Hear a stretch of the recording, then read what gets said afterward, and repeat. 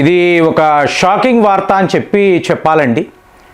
ఎందుకు అంటే చూడండి, మీకు ఈ డిజిటల్ ప్రపంచంలో దిగ్గజ సంస్థలు ఒక గూగుల్ అనండి, మైక్రోసాఫ్ట్, అలాగే అమెజాన్.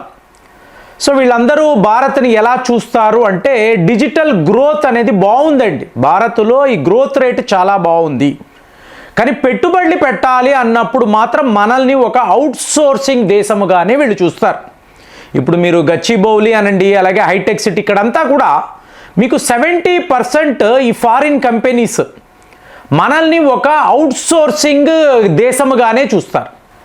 అలాంటిది ఇవాళ మేజర్ చేంజెస్. మీకు మామూలుగా ఒక డేటా సెంటర్ అన్నారు అనుకోండి, ఎక్కడ? ఒక సింగపూర్, హాంకాంగ్, ఇలాగే ఇక్కడే ఈ దేశాలలోనే మీకు పెద్ద పెద్ద డేటా సెంటర్స్ ఉంటాయి. ఇప్పుడు వాళ్ళు భారత్ను ఒక మేజర్ డేటా హబ్గా చూస్తున్నారు. సో దీని గురించి నేను చెప్పిన ఈ 3 సంస్థలు వీళ్ళు ఏకంగా 67 బిలియన్ అమెరికన్ డాలర్స్ భారత్లో మేము పెట్టుబడులు పెట్టబోతున్నాము అంటే డిజిటల్ ఇన్వెస్ట్మెంట్ అంటే ఎప్పుడూ లేదు. అమెరికా తరువాత ఇంత పెద్ద స్థాయిలో ఇన్వెస్ట్మెంట్ ఒక్క భారత్లోనే. మీకు చైనా లేదు, సింగపూరు, హాంకాంగ్ వీళ్ళు ఎవరూ లేరు. భారత్లోనే మేము పెట్టుబడులు పెట్టబోతున్నాము. దీనినే వీళ్ళు సైలెంట్ రెవల్యూషన్ అంటున్నారు. మామూలుగా సాఫ్ట్వేర్ రంగము, ఆర్టిఫిషియల్ ఇంటెలిజెన్స్, క్లౌడ్ టెక్నాలజీ, ఇక్కడ అవుట్సోర్సింగ్ వ్యాపారము, డేటా సెంటర్స్ చిన్న చిన్నవి, ఇలాగే మనం భారత్ను చూస్తున్నాము. ఒక మేజర్ చేంజ్ ఓవర్ అనేది జరగబోతుంది. అందుకే దీన్ని షాకింగ్ వార్త అంటున్నాను. ఒక అమెజాన్ అనబడే సంస్థ 35 బిలియన్ అమెరికన్ డాలర్స్ భారత్లో మేము ఇన్వెస్ట్మెంట్ చెయ్యబోతున్నాము. సో చూడండి, ఎందుకండి సడన్గా వీళ్ళలో ఈ మార్పు ఎందుకు వచ్చింది అని అన్నప్పుడు, ఒక డేటా సెంటర్ను మీరు రన్ చెయ్యాలి అంటే ఇప్పుడు భారత్ యొక్క కెపాసిటీ, ఈ డేటా సెంటర్ అంటున్నాను కదండి, ఇది చాలా చాలా క్రిటికల్ టెక్నాలజీ. ఎందుకంటే బిలియన్స్ ఆఫ్ డేటాను మీరు స్టోరేజ్లో ఉంచాలి, వాటికి కావలసిన కూలింగ్ సిస్టమ్స్ ఉండాలి. సో ఇదంతా చూసుకుంటేనే ఆ దేశం మీద వీళ్ళు పెట్టుబడులు పెట్టగలరు. కాబట్టి అమెరికాను దాటి లేదా సింగపూర్లో మీకు ల్యాండ్ కొంటారు, అక్కడ వీళ్ళు తమ ఎంప్లాయీస్ని పెట్టుకుంటారు. చాలా చాలా జాగ్రత్తగా, ప్రపంచ స్థాయిలో వ్యాపారం కదండి డిజిటల్ టెక్నాలజీ అన్నప్పుడు. కాబట్టి ఏ ఒక సంస్థ కూడా రిస్క్ తీసుకోదు. భారత్ని ఎలా చూసేవాళ్ళు? అవుట్సోర్సింగ్. ఈ ప్రాజెక్ట్ ఉంది, సో అక్కడ ఒక 20-30 మంది ఉన్నారు, వాళ్ళకి అప్పచెప్దాము. ఇంకా పెద్ద స్కేల్లో ఉంటే ఒక 100 మంది ఉన్నారు, ఇలాగే చూస్తారు. అంతే తప్ప డైరెక్ట్గా పెట్టుబడులు పెట్టి వాళ్ళ పెద్ద పెద్ద servers, storage capacity, cooling systems ఇవన్నీ ఎవరు చెయ్యరు. ఇవాళ ఈ మార్పు వచ్చేసింది. ఇప్పుడు మనది 1.2 గీగావాట్స్ కెపాసిటీ అనుకోండి భారత్ యొక్క కెపాసిటీ.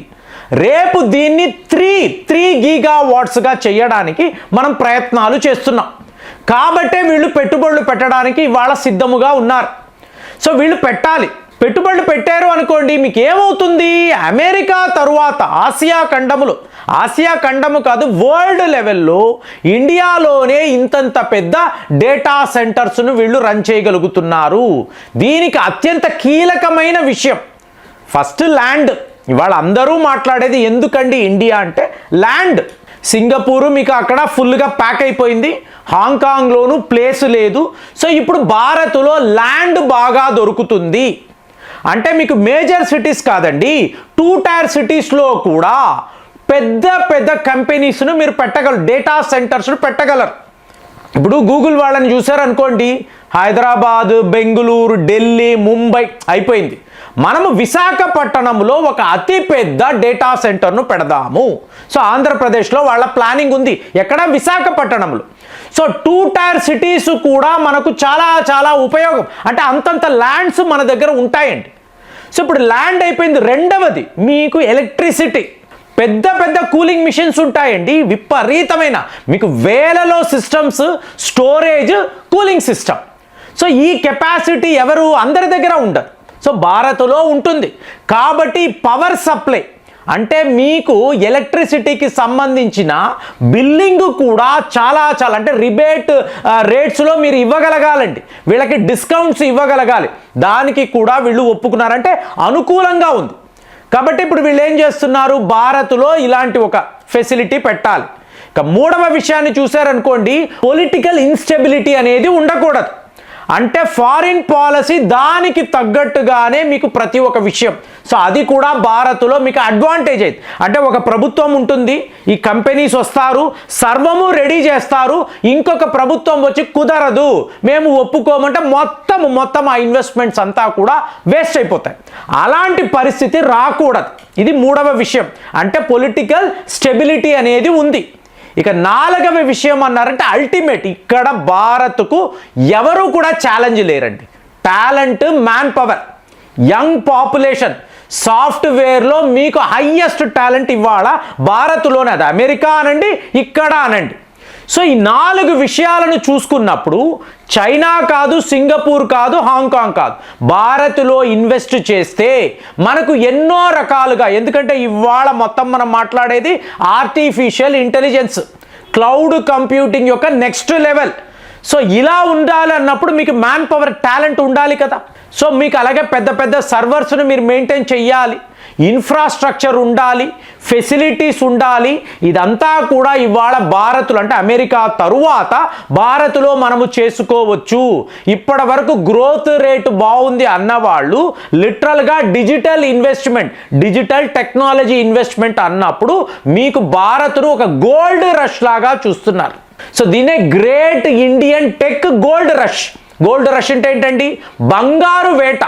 సో టెక్నాలజీలో భారత్లో ఒక బంగారు వేటను గూగుల్, మైక్రోసాఫ్ట్, అమెజాన్ వాళ్ళు వీళ్ళు మొదలు పెట్టబోతున్నారు. సో గూగుల్ వాళ్ళు అజూరే, అంటే అజూర్ అంటే బ్లూ స్కై అని అర్థం. సో దీనికి సంబంధించిన అతిపెద్ద డేటా సెంటర్ను వీళ్ళు ఆంధ్రప్రదేశ్లో ఎస్టాబ్లిష్ చేయడానికి సర్వము సిద్ధము చేస్తున్నారు. అలాగే మీకు బెంగుళూరు, హైదరాబాద్, ఇప్పుడు ఇలాంటి నగరాలలో మీకు ఇంకా కూడా రియల్ ఎస్టేట్ వ్యాపారం బాగానే ఉంది, పెట్టుబడులు పెట్టొచ్చు.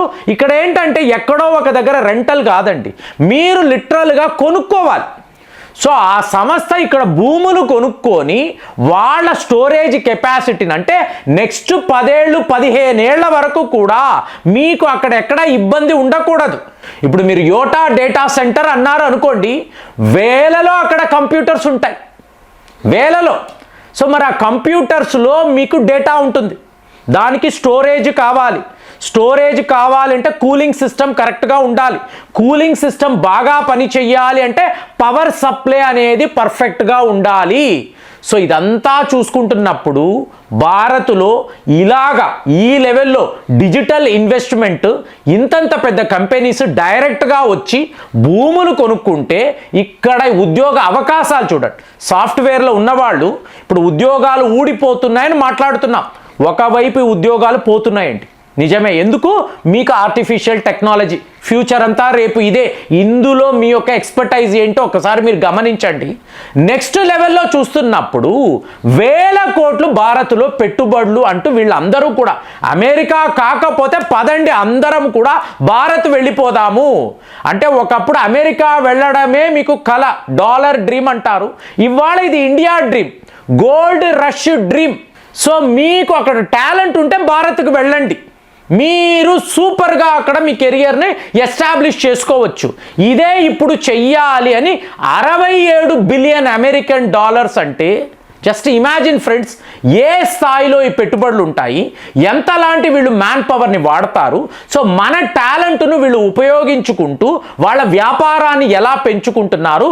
చిన్న స్థాయి వేరు, వీళ్ళందరూ హై లెవెల్లో పెద్ద పెట్టుబడులు పెట్టే మీకు కంపెనీస్. సో వాళ్ళు ఇండియా మీద ఇలాంటి ఒక ఇంట్రెస్ట్ చూపించడము మన భవిష్యత్తు ఉజ్వలంగా ఉంటుంది అనే దాంట్లో ఎటువంటి డౌటు లేదు. మరి మీకు కూడా అలాగే అనిపిస్తుందా? ఈ గోల్డ్ రష్ అనబడే విషయాన్ని మీరు ఎలా చూస్తున్నారు? కామెంట్స్లో రాయండి. మళ్ళీ వచ్చే వీడియోలో కలుద్దాం. జై హింద్.